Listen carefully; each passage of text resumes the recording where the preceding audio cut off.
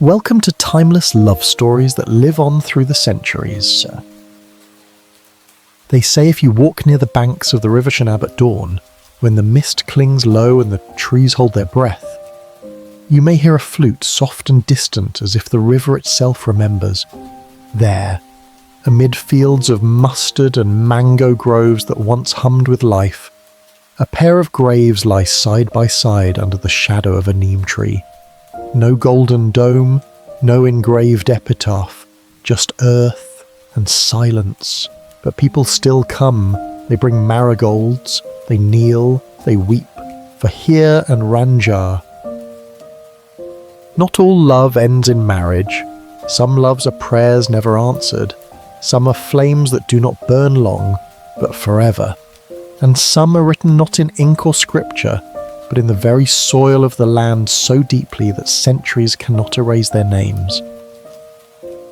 If you were born in a house with stone floors and stories woven into your grandmother's lullabies, you might already know their tale, a girl of noble birth, a boy who played the flute, two lives crossed by caste, torn by pride, and buried in longing, yet their names still rise in every village song and linger in every sigh. But what makes two ordinary souls defy the world for a love they cannot keep? What gives them the courage to walk toward ruin with their eyes wide open?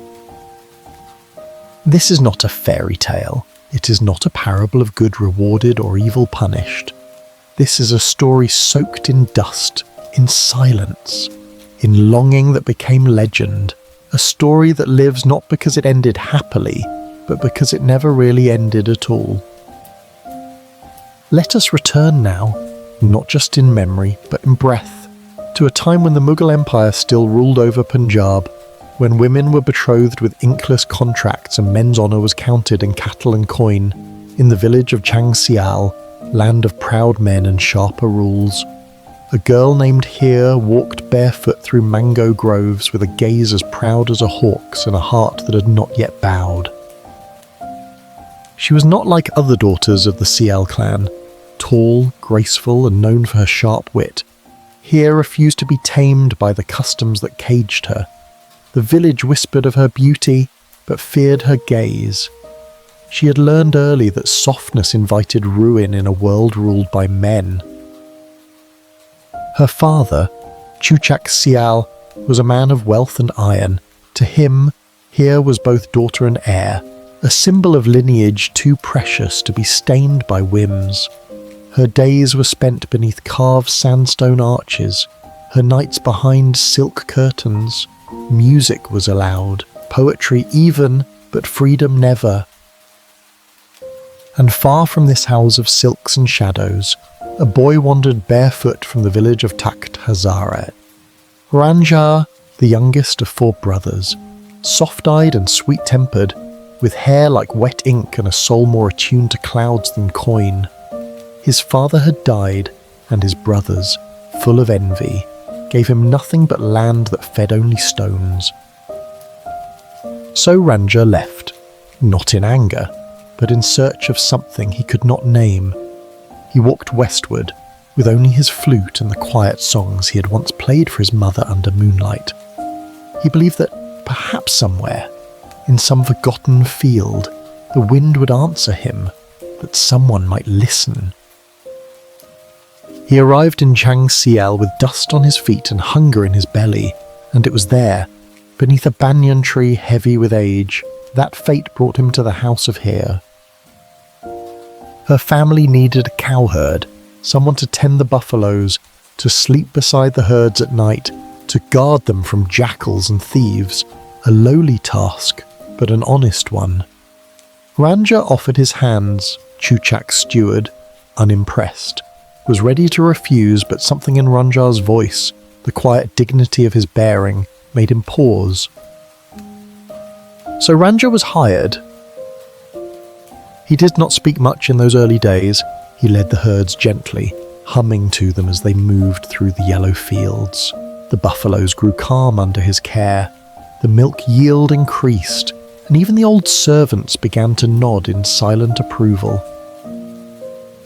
He slept beneath the stars and woke before the birds, and sometimes, before the sun rose, he played his flute a low, mournful tune that seemed to melt into the mist. Heer heard it first on a morning when sleep had escaped her.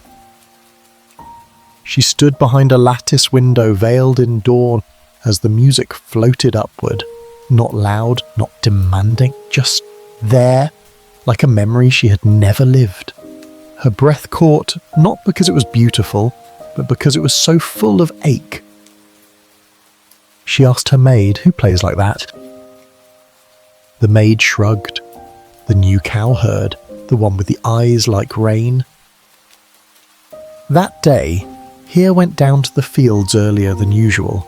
She said it was to inspect the herds, but she wore her best anklets and lined her eyes in kohl as dark as midnight. She did not speak to him, not yet. She only watched from a distance as Ranjha walked among the buffaloes with a quiet patience that seemed older than his years. The flute hung from his waist. He did not play it that day. But he looked up, just once, and their eyes met. It was not a gaze that lingered. It was not a moment written in thunder, but something passed between them, subtle as breath, as if two souls had briefly touched fingertips through the veil of fate. And somewhere the wind stilled. The days that followed passed like the soft unravelling of silk, slow, unspoken and irreversible. Heer returned to the fields again the next morning. She gave no excuse this time. Let the servants whisper, let her father's steward raise a questioning brow. There was power in being a daughter of the Sial clan, and she wore that power like a veil visible, yet untouchable. But beneath the surface, something more fragile stirred. She no longer walked directly through the pastures. She lingered by the trees, pretending to admire the herd, pretending to give orders, pretending not to look for the boy with the flute. And Ranjha, he pretended not to wait for her. Each morning he was already in the fields before the sun lifted the chill. The buffaloes moved as if responding to his breath. The wind, too, seemed to know the rhythm of his presence, and still he said little. But every so often, when Heer was near, he would lift the flute to his lips and play. Never the same melody, always something faint, wistful, like memory itself had taken form in sound. The villagers began to notice not the music that was common enough, but the silence between the girl and the cowherd, a silence that stretched, golden and tense, like the hush before a summer storm. What is love, if not the tension between all that is allowed and all that is longed for? One evening, as dusk spread its saffron wings over the land, Heer lingered too long in the fields. Her sandals were damp with river dew. The cattle had already begun to settle under the trees. The sky turned the colour of ripe plums, and stars blinked into existence like watching eyes. She turned to leave, but the notes of a familiar tune stopped her. Ranjha was sitting on a rock beneath a tamarind tree, his silhouette wrapped in twilight. He was playing, not for the herd, not for the wind, but for her. She said nothing as she approached. She let the music wash over her, a sound both strange and known, as if he were playing the shape of her thoughts. When he paused, she asked, "Who taught you to play like that?" Ranjha looked up, his gaze steady. "No one. I only play what I feel." "And what do you feel now?" she whispered, her voice barely part of the air. He did not answer. Instead, he played again a slower, deeper tune, filled with the kind of sorrow that does not yet know its name. From that night on, the fields became their meeting place. There were no confessions, no promises, just the slow folding of one soul into another. She brought him sweetmeats from the palace kitchen, wrapped in banana leaves. He taught her how to mimic bird calls and showed her how to read the clouds for rain. Sometimes they sat beneath the shade of a banyan tree, saying nothing at all, letting the silence speak. And in those silences something holy bloomed. Heer, who had once scoffed at poetry, now found herself dreaming in verse. She scribbled couplets on the insides of her sleeves. She walked slower, as if each step could stretch the moment longer. The world, its rules, its pride, its punishments faded like the distant toll of a forgotten bell. But love cannot stay hidden forever, especially not love that blooms where it is forbidden. It was Heer's cousin Seti who first suspected. Seti, whose laughter was sharp, whose eyes missed nothing. She saw how Heer's gaze lingered just a breath too long, how her anklets jingled with unnecessary visits to the fields, how her moods shifted like river tides. One afternoon Seti followed. She crouched behind a wall of reeds and watched as Heer leaned close, as Ranjha tucked a fallen flower into her braid, watched as the girl of the seal clan let her fingers rest for one heartbeat too long on the cowherd's arm. Seti's breath hitched not from shock, but from anger, for she, too, had once watched Ranjha from afar, and in her heart bloomed a bitter seed not only of jealousy, but of betrayal. That night, Seti spoke to Heer's mother, Mehar and Mehar. Already wary of her daughter's defiant spirit, summoned the girl in silence.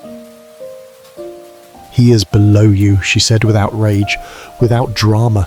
"You are Ciel blood, he is a servant." Heer stood tall, "Then let my blood be forgotten." Mehar's eyes narrowed. "You will shame your father." "I seek no shame," Heer replied, "only truth." But the house of Ciel was not built to bend to love. It was built on land, legacy, and the preservation of pride. And so a decision was made swift, cruel, and masked in silence. The next morning, Ranjha was dismissed. No reason given, no explanation offered. He woke to find his flute gone, his mat thrown into the dust, the gates of the estate shut to him like the doors of a temple to a heretic. He waited by the tamarind tree, all day, then all night, but Heer did not come. She was locked inside, surrounded by the cold steel of silence. She pounded her fists against her chamber doors. She screamed, but honor speaks no language except obedience. And so, for the first time since the wind carried music through the dawn, the fields lay quiet. The river flowed on, indifferent to the sorrow unravelling on its banks. Ranjha wandered alone through the mustard fields, the yellow flowers now sharp and cruel beneath the sun. The flute he once played lay silent in his hand. There was no melody left in him, only echoes, only breath. He had left his home to find peace, to find meaning, perhaps even a place to belong. And for a moment, just a moment, he had found something greater. Not peace, not belonging, but love. The kind that crept in like dusk and bloomed like moonflowers unseen, unstoppable. Now it was gone. Banished from the estate with no word, no explanation, no chance to say goodbye. Ranjha drifted along the banks of the Chenab, sleeping beneath trees, feeding on kindness or nothing at all. He did not weep, he did not shout, but in the quiet of his soul, something hollowed out, something that would never again be filled by this world.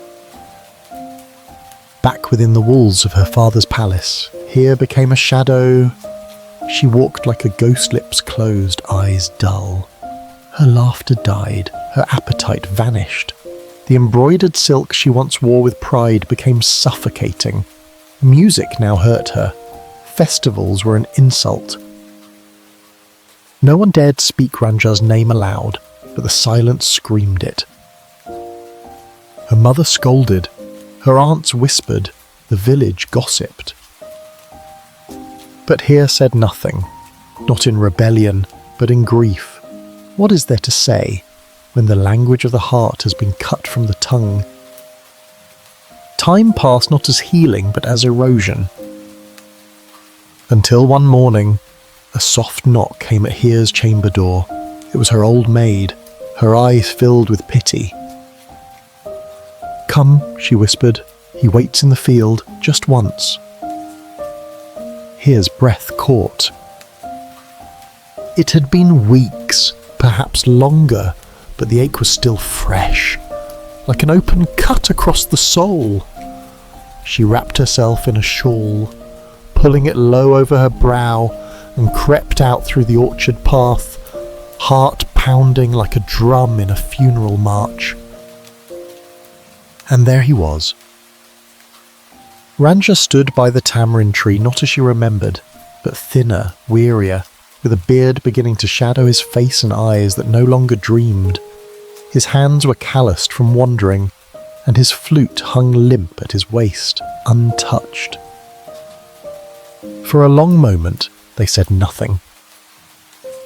Then Heer stepped forward and placed her hand over his heart. "You still breathe," she said, "so I still live." Ranjha's throat tightened. I waited. "I know," she whispered, and I was buried alive. They spoke little after that.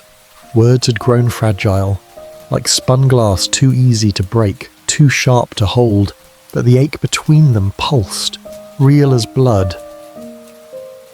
"I will not stay," he said finally. "Not here, not where they would rather I die than love you." She nodded, tears catching in the hollows of her cheeks. "Then take me with you." But Ranjha shook his head. "They will come for you, they will find you, and they will say it was my lust, not your will. They will not see the truth." Heer closed her eyes, then let the world lie. But it was not a lie the world would permit. Before she could return, before she could hide her footprints, her cousin Seti had followed again. She saw the meeting, heard enough to poison the air. And that night, Chuchak's fury exploded. Walls shook, servants fled. Heer was dragged by the wrist through the courtyard, her veil torn, her pleas ignored. She was locked in a high chamber where the windows were barred and the sky no longer visible. They called it protection, honour, discipline. But it was a prison. Outside the village, Ranjha knew what would come next. He had felt it before, the weight of being judged by birth, not by love, but he would not leave this time with nothing. He made his way to a shrine in the mountains, a place where yogis lived in silence and renunciation. He fasted, he prayed, and when the silence grew deep enough, he cast off his name and robes, wrapping his body in orange cloth, his hair matted, his feet bare. He became a jogi not in faith, but in grief. The world had denied him love, so he denied the world. Yet even in renunciation, her name never left his lips. Here, he chanted it with every breath, every footstep. It became his prayer, his mantra, his defiance, his madness. He wandered from village to village, his skin darkened under sun. His bones grew lean, but wherever he went, people listened. Something about his stolence, his eyes, the brokenness he carried like a flame, made strangers offer food, water, and sometimes stories. And often, they told him of a girl locked away, never wed, her beauty now a fading legend. He did not ask if it was here, he already knew. He returned once silently in the deep of night. He climbed the hill outside her family's estate and watched the house flicker with lamplight. somewhere behind those walls, she slept or didn't, somewhere in the hush of that stone palace, her heart beat still tethered to his. And as the moon rose, Ranjha took out his flute cracked, weathered and played. One soft note, then another, then a song not for her ears, for she could not hear, but for the wind, for the sky, for the gods who had watched and said nothing. And somewhere within those stone walls, though she did not know why, Heer woke with tears on her cheeks. Seasons passed, the mango trees flowered and bore fruit, and the same blossoms fell again unnoticed into the dust. In the house of Chuchak Sial, the silence surrounding Heer began to feel permanent. Her chamber walls held no secrets anymore. She had memorized every crack in the ceiling, every way the light fell through the carved latticework at dawn. Her body lived, but her spirit drifted like mist that rises from the river and forgets how to return to water. Her parents thought she had accepted her fate, that sorrow had passed and reason returned. They were wrong. Inside her, love had neither faded nor softened. It had crystallized into something sharper, not longing, but quiet defiance. She no longer wept, no longer pleaded. She had learned, like women before her, to swallow silence and turn it into resolve. And yet, even as her defiance burned, her days remained still until her father made a decision meant to seal her fate forever. Heer was to be married. The man chosen was Saeed Akera, a wealthy landowner from a neighbouring clan.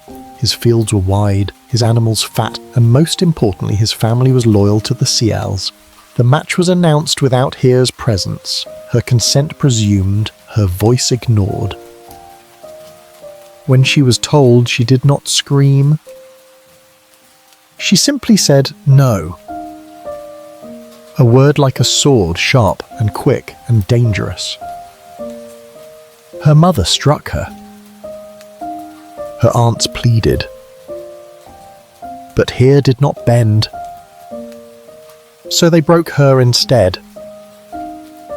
They locked her in a windowless chamber, fed her only bread and water, and sent priests to chant away the madness. But what they called madness was clarity. She had touched something. The world could not erase the certainty of a soul bound to another. Still, even the strongest heart weakens under enough weight. The wedding was arranged, not with joy or celebration, but with control. Heer was draped in crimson silk stitched with gold, a bridal costume more than a blessing. Her hands were painted with henna, her lips stained with crushed rose, but her face held nothing, not fear, not sorrow, just absence like a flame already extinguished. As the marriage procession wound its way toward her new home, drums beat and horns echoed across the valley. The sky was too blue, the fields too green, mocking her silence. Ranjha, in his saffron robes and barefoot journeying, heard the news days later. The villagers said Heer was gone, that she had finally been subdued, that she now wore another man's name. He stood beneath a peepal tree when he heard. He did not cry. He simply sat and did not rise again until the next morning, after the stars had faded and the birds had begun their songs without him. He knew then what he had always known: the world would not bring her back. Not mercy, not fate, not faith. Only he could. He began walking across scorched fields and dusty towns, from shrine to shrine, asking questions with his eyes. His appearance as a yogi gave him passage, but his heart was no longer in prayer. He was searching, not for a sign, but for the path, the one thread left that might still lead to her. And somewhere along that thread the world bent again. He came to a quiet village nestled between two streams. There, a woman sweeping her courtyard told him in whispers of a bride who did not speak, who did not eat, who stared for hours at a river with no name. Saida Kera's home. Ranjha's feet carried him without hesitation. He waited until dark, until the lanterns inside dimmed, until the cicadas hummed and even the jackals grew tired. And then he stood before the high wall of the house that had taken her. He did not climb. He played. One long, mournful note, then a second. Inside, Heer froze. She was alone, seated near a locked window, her head resting against the wood. Her days had become slow acts of dying until now. The melody slipped through the slats of the window like light. It curved through the room into her bones. It filled her. It broke her. She rose. She pressed her face to the shutters and whispered, "Beloved, is it you?" Below, Ranjha stopped. And in that silence, they knew. She wept that night for the first time in months, not from grief, but from the sharp and unbearable beauty of hope. The days that followed were quiet but full. She passed him secret messages, smuggled through the maid who once brought her sweets in banana leaves. They planned, slowly, cautiously. Until one day, as the sky blushed before dawn, Heer slipped out of the gate with only the clothes on her back and ran. She met Ranjha beneath the same pipal tree where he had once sat in despair. He held her hand, kissed her brow, and whispered, "We begin again." But the world does not forgive stolen joy. Saida Kera's family pursued them. Heer's clan declared dishonour. The lovers, now fugitives, fled deeper into the countryside, hiding in shrines, sleeping beneath open skies, praying to gods that had once turned away. And just when it seemed they had outrun every hand that sought to tear them apart, they arrived at a Sufi dargah, a sanctuary for those broken by the whirl. They stood before the holy man with trembling hands, and Heer said, "Make us one. Before they find us, let the heavens know what the world rejects." The man, ancient and blind, touched her forehead and murmured a blessing. But what power does a blessing hold against poison? The wind shifted the moment they left the dargah, not with violence, but with a stillness that unsettled the birds. They had hoped for freedom, a life on the edge of the world, somewhere no one would remember their names or bloodlines or past sins, but freedom, for lovers like them, was a myth whispered by poets beautiful, unreachable. The Seal clan was not done. Chuchak, consumed not only by pride but by humiliation, sent word across villages, "Return my daughter, or return her body," and Saida Kera, shamed before his people, offered a price higher than blood. The hunters were moving. Heer and Ranjha, unaware of how near the noose had come, found temporary shelter in a quiet village by the river Ravi. There, a widowed woman gave them a room in exchange for Ranjha's help in her fields. Heer cooked, she swept, she laughed for the first time in moons. At night, they would lie under mosquito nets and speak of silly things, what kind of house they might build, what names they might give their children, what flowers should grow by the windows. Their dreams were small, tender, and achingly mortal. But even in joy, they moved cautiously. Ranjha never played the flute. Heer rarely stepped out without her veil drawn. No. They knew the air still carried their names like the scent of rain, traceable, unforgettable. Then came the day when the village elder invited them to a wedding feast. "We will go," Heer said gently. "Just once. We cannot remain shadows forever."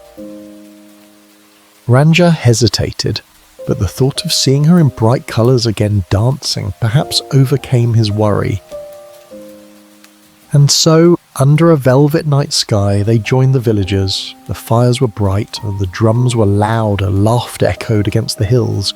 And for a few hours, they did not run. They were simply a man and a woman, two souls holding hands beneath stars. Heer wore yellow that night, a simple dress, no jewels, but Ranjha could not stop looking at her. Not because of beauty, though she had that in abundance, but because of peace. For the first time, she looked like a woman who belonged to herself. But peace cannot outrun fate. A travelling merchant, drunk, nosily leaned too close. He looked at Heer, then at Ranjha, and something in his face shifted. Recognition. He had passed through Jang, he had seen the posters, he had heard the price. The next morning, the village woke to hoofbeats. Not one rider, many. Chuchak's men, Saida's kin, and behind them, soldiers paid in coin and vengeance. The widow who had sheltered them screamed, "Run!" Ranjha grabbed Heer's hand and fled through the sugarcane, across dry creeks, into the forest. But they were no longer two souls lost in the world. They were prey. When they reached the Sufi shrine at Takht Hazara, the same place where Ranjha had first sought refuge as a yogi, they collapsed at the saint's feet. They begged for protection. The old caretakers, moved by their desperation, offered it. But treachery knows no boundary, not even sacred ones. Among those who had pursued them was Kaido Heer's uncle, a man of vinegar heart, who had always hated her defiance, her spirit, her refusal to bow. He wore honour like a mask, but beneath it was rot. And it was Kaido who, on the day Ranjha went to the river for water, approached Heer with a silver goblet. "Drink," he said softly, falsely. "You must be tired. This will calm you." Heer looked at him. Something in his eyes stirred memory of childhood, of warnings, of unease. But she was thirsty, she was tired, her hands trembled. She drank. By the time Ranjha returned, she was lying in the dirt, her lips blue, her body shivering, her eyes wide open, unseeing. He dropped the water, fell to his knees, cradled her head. "Heer," he whispered. "Heer, wake up." She blinked once barely and her lips parted. I waited. And then she stilled. No scream broke from Ranjha's throat, just breath short, shallow, ending in nothing. He lifted her in his arms and walked, past the caretakers, past the shrine, into the field where they had once kissed under moonlight. There, he laid her down. And then, he pulled out his flute. One note, then another, and then silence. He placed the flute beside her body and did not move again for hours, not until night bled into morning. And when the sun finally rose, it found Ranjha kneeling in prayer, a blade of wild grass in his hand and chanting her name like a sacred hymn. Later that day, they buried her near the riverbank. No ceremony. No priest. Just wildflowers and a man who refused to leave her side. And when night fell again, Ranjha returned to the grave. He lay down beside the fresh earth. And as the stars flickered into their watchful places, he pressed his lips to the soil and never rose again. The river stood witness, as it always had, to those who came with sorrow and left with none. They buried him next to her, the villagers who found him at dawn, a stranger in saffron robes, his hand still dusted with the soil of her grave. He had died without struggle, without wound, as though his soul had followed hers like a shadow dissolving into dusk. They laid him beside Heer not as lovers made whole, but as lovers broken in the same breath. No scroll recorded their vows, no priest sanctified their bond, and yet, in that moment, the earth itself became the only witness that mattered. And over time, the grass grew thick and tender between their stones. No epitaph carved their names in marble. Instead, lovers began to whisper them. Women with aching hearts tied red threads to the tree that grew beside their graves. Men whose beloveds had been taken from them by caste, distance, or cruel chance left offerings, combs, bangles, pieces of flute. A legend had begun. But legends are not born of tragedy alone. They are born of torments that endures, of grief that does not fade, of love so forbidden it outlives the rules that tried to destroy it. In Jang, the Sial clan did not speak of Heer. Her name became a shadow neither cursed nor remembered. Saida Kera remarried. Chuchak grew old and bitter, his fields prosperous but his home silent. And Kaido the uncle, whose hand-delivered poison met an end, whispered about but never confirmed. Some say he drowned in a flood that swept through his lands the year after Heer's death. Others claim he went mad, wandering the roads mumbling her name until no one dared approach him. In every version, he dies alone. But the lovers, they began to live again. Their story drifted from village to village. At first, it was told in sighs they were foolish, then in tears they were brave, and finally in reverence they were true. Children learned to recite the tale before they understood it. Old men played it on flutes made of reed. Women wept into their shawls as poets retold the verses. Heer and Ranjha no longer names, but symbols. Symbols of love that refuses to be bartered, of souls that would rather perish than bow. And with every generation, the line between myth and memory blurred. But beneath the story, beneath the poetry, something deeper lingered, a question, never asked aloud. What is the worth of a life without love? And what is the cost of a love that dares to exist in a world that does not allow it? In time, pilgrims came not out of ritual, but out of hope that by standing where Heer and Ranjha lay, some trace of their devotion might linger in the soil, might echo in the wind. And so it became a place not of mourning, but of quiet longing. Lovers stood beneath the neem tree and made promises. Widows came to whisper names they could not forget.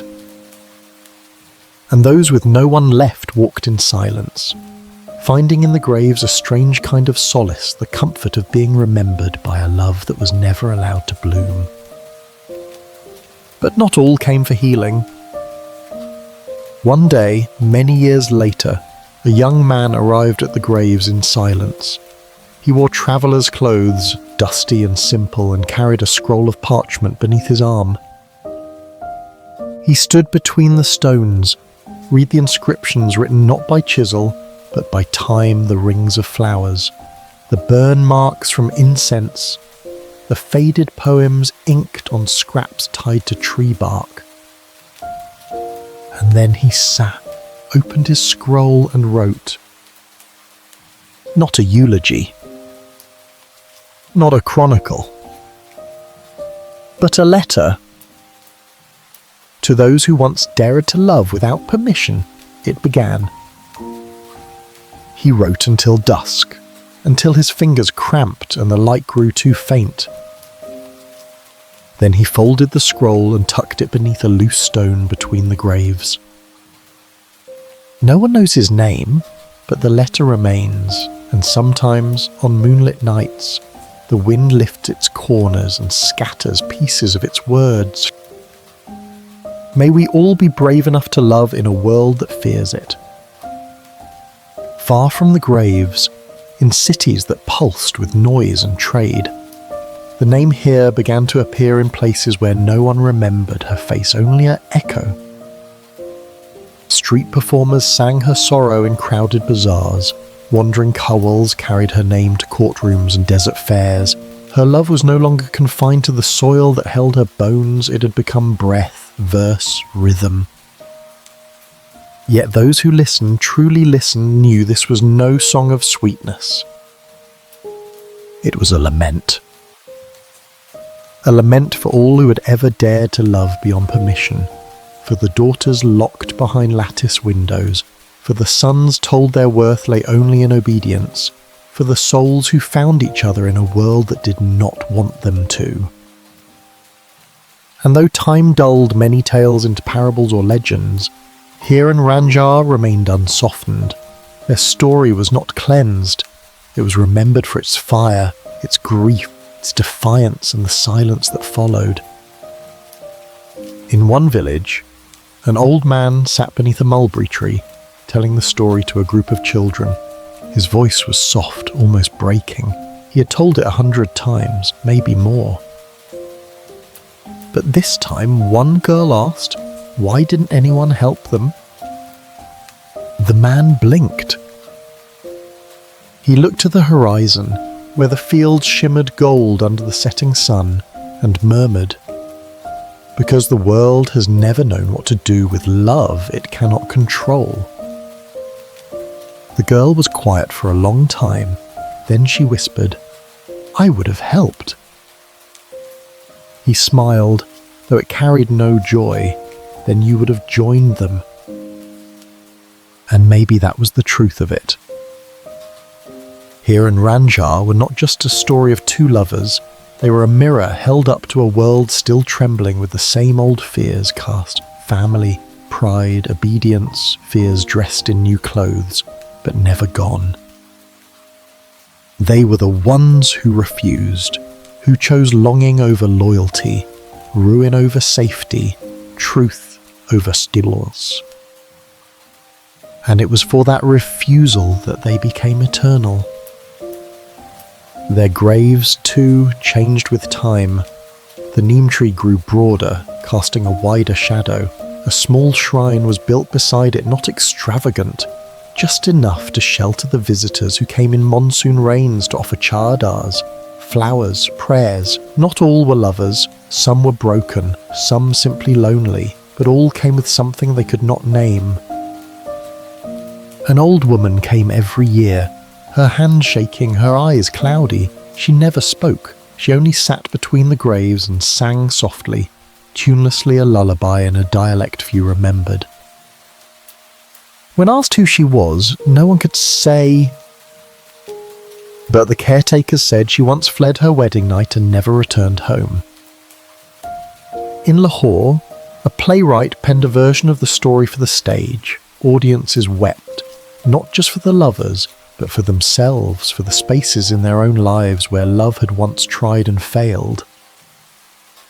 In Amritsar, a young bride wept into her veil on the night of her arranged marriage. Her sister sat beside her and whispered, Heer lived, but died free.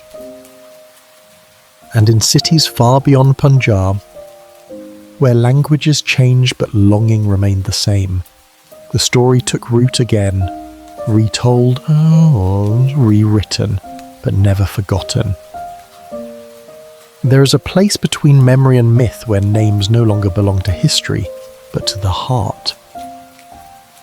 That is where Heer and Ranjha now live. Not in the dust of their tombs, not in the reeds of the Shenab, but in every act of love that dares to exist where it shouldn't, in every whisper that defies silence, in every heartbeat that chooses ruin over obedience. and in every quiet soul who lights a candle beneath a sky that no longer holds the stars of their beloved. That is the inheritance they left. Not a lineage, not a dynasty, but a single, burning truth. To love deeply in this world is to risk everything, and sometimes that risk is all that makes life worth living. Years turned like the slow grinding of millstones, shaping sorrow into ritual. Pilgrimage became habit, generations passed down the journey like a sacred rite. You must go once in your life, they would say, to the graves beneath the neem tree. It wasn't just about love anymore. It was about memory, about proof that two people had once chosen to die for something the world could not contain. The villagers of Jang came to accept the site not as a scandal, but as part of their bloodline, a wound that had never closed, yet somehow gave the land its strange, pulsing soul. Some avoided it, others swept its earth with reverence, but none dared to deny it. Every year, on the day believed to be the anniversary of Heer's death, a soft gathering would rise before dawn, no fanfare, no public speeches, just the sound of feet in dust, the glow of marigolds, the scent of burnt clove and sandalwood curling into the air. They came not as tourists, but as witnesses. Widows placed their trembling hands upon the earth. Newlyweds whispered prayers they were too shy to say aloud. Young lovers sat in silence, pressing their shoulders together without words. No one cried loudly. That was not the way here. Here, grief was soft like mist, like dusk, like the ache behind a closed door. One year, a scholar came from Delhi. He had spent half his life studying folklore, travelling across South Asia to gather songs and stories. He brought a notebook and a worn voice recorder. He came to find what was real. He found, instead, what was true. He sat with the caretaker, an old man named Baba Salim, who had long lost the strength to sweep the path but still greeted every pilgrim with a nod. "Tell me," the scholar asked, "did they really die here? Is this where she drank the poison?" Baba Salim didn't answer immediately. He looked out toward the neem tree, where the leaves stirred though there was no wind. "History is not always fact," he said, "but truth lives here." The scholar furrowed his brow. "You mean we cannot prove—" "I mean," Baba interrupted gently, "proof is for men who fear believing. Love needs no proof." That night, the scholar sat beside the graves and listened. Not for answers, but for what could not be written. He watched a young girl place a bracelet between the headstones. A boy wrote a name on a scrap of cloth and tied it to the tree's lowest branch. An old couple lit a candle and closed their eyes, their hands wrapped in the same shawl. It was then he understood this was the afterlife. Not fire, not sky, but memory. Heer and Ranjha had become something more than bodies, more than a tale whispered through generations. They had become a refuge for the broken, a fire for the brave, a lullaby for the restless. Their tragedy lived because it had refused to yield. And slowly, even the scholar wept. Not for them, but for himself, for the parts of his life where he had chosen silence over honesty, obedience over onging. For the person he might have been had he been braver. In another part of the region, during a school lesson, a girl named Amina raised her hand after her teacher recited a poetic summary of the story. "Miss," she asked, "if they had run farther, if they had reached the mountains, could they have lived?"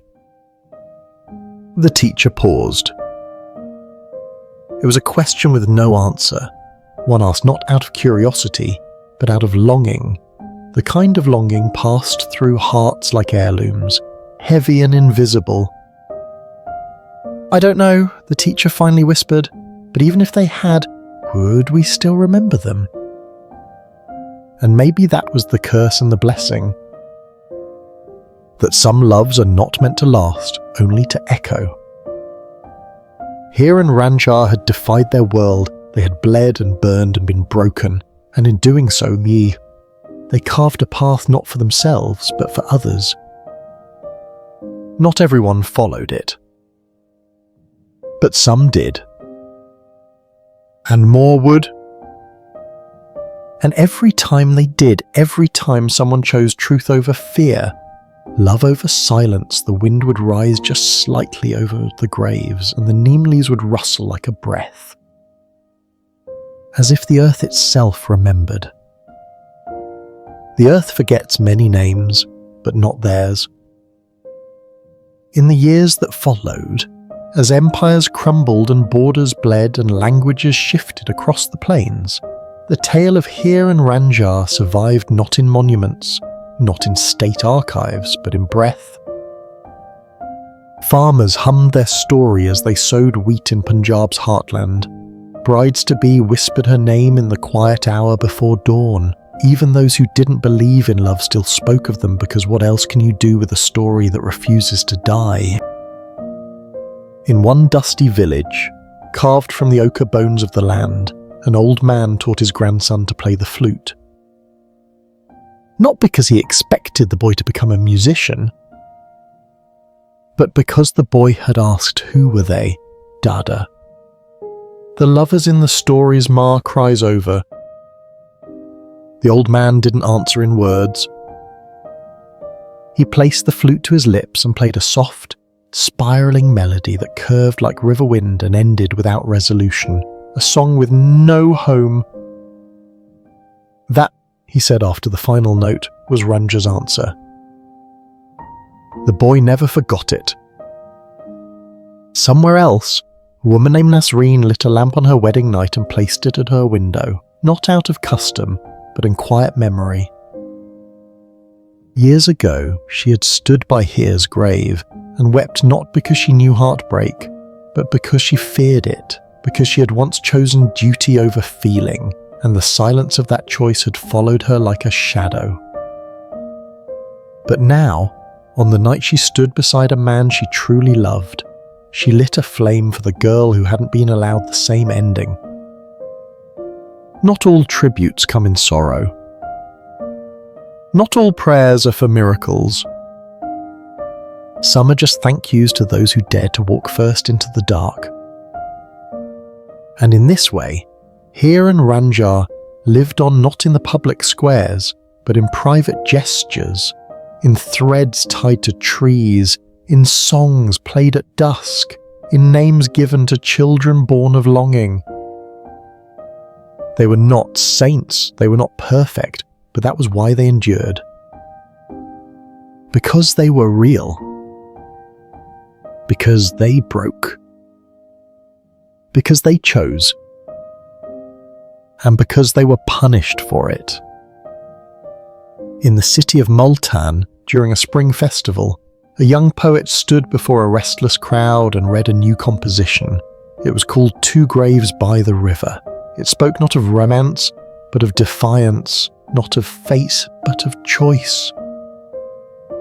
"Love," she said, her voice trembling as she reached the final lines, "is not made sacred by the altar, but by the refusal to leave it behind." And the crowd, silent and still, understood. Elsewhere, perhaps farther than the story had ever been told, a filmmaker in Paris read an old translation of Waris Shah's poem. Something in its rhythm, its aching refusal to fade, burrowed beneath his skin. He knew then he'd found his next film. It would not be a tale of India or Pakistan. It would not carry names people knew. But at its core, in every frame, would be the shape of a girl who drank poison rather than submit, and a boy who sang to the wind even as the world silenced him. And so the legacy spread. Not in geography, but in emotion, in rebellion, in the small and nameless places where people ask themselves, will I choose comfort or truth? And when they chose truth, when they tore down the walls inside themselves and stepped into the night with trembling hands, they did not know it, but they followed in the footsteps of Heer and Ranjha. Even now their story waits. In the rustle of neem leaves, in the last note of a flute echoing down an empty path, in the question whispered before sleep, if I had lived in their time, would I have dared to love? And now, beneath this final sky quiet, silvered, and infinite, we return once more to the resting place of Heer and Ranjha. The graves lie unchanged, no marble, no carved inscription, just earth soft, sun-warmed, and gently rising where two bodies once lay side by side, together at last in the only way the world allowed. The neem tree above them leans slightly east, bent not by wind but by time, as if bowing to what lies beneath. Pilgrim, still come. Old men still sweep the path with faded straw. Young girls still murmur names into folded palms, and always, always, the air carries that sound not quite music, not quite breath, like a sigh left behind by centuries of longing. But what remains now is not just a teal. It is a symbol of love that outlasted life, of souls that refused silence, of voices that sang even as they were buried. Their story is no longer theirs alone. It has become a mirror. A mirror in which every listener finds something different: the lover they lost, the words they never spoke, the life they might have chosen. Because Heer and Ranjha are not bound to Punjab alone.